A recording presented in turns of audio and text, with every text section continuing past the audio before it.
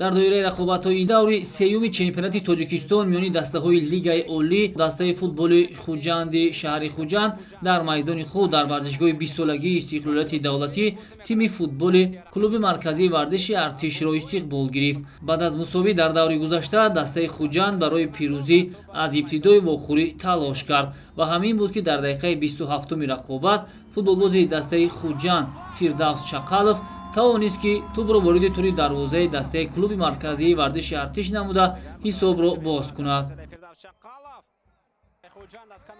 бо ҳамин як голи задаи Фирдавс қисмати аввали бозӣ ба анҷом расид ва баъд аз танаффус талоши бозингарони дастаи Хуҷанд барои задани гол бештар ба назар мерасид ва ҳамин буд ки дар дақиқаи 71-уми рақобат бозам соҳибони майдон ба задани гол мушарраф шуданд. муаллифи голи дуюми дастаи Хуҷанд ба дарвозаи клуби марказии варзиши артиш футболбоз Ҳоҷибой Зиёев гардид. ҳамин тавр дастаи Хуҷанд бо 2 голи беҷавоб тими футболи клуби марказии варзиши артишро шикаст дод. Эътибор мешавем ки ин дуюмин ғалабаи дастаи Хуҷанд дар 3 бозии чемпионати Тоҷикистон маҳсуб мешавад.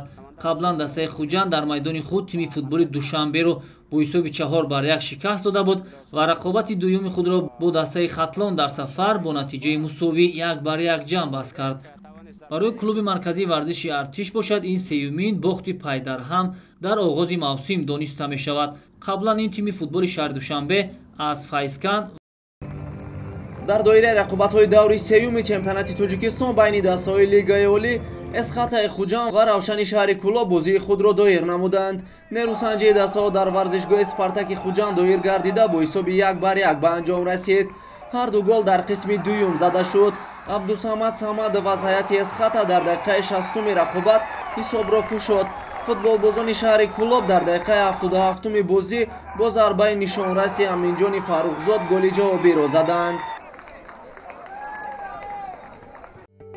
ҳамчунин дар даври сеюми лигаи олӣ Файзкан бо ҳисоби 3-1 Куктошро шикаст дод.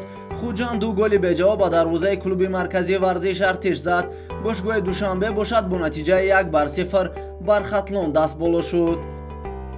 бо гузораи 3 даври лигаи олӣ бошгоҳи Хуҷанди Хуҷанд ва Файзканди ноҳияи Восе бо касби 7 имтиёзӣ дар зинаҳои аввал ва дуюми ҷадвал қарор доранд.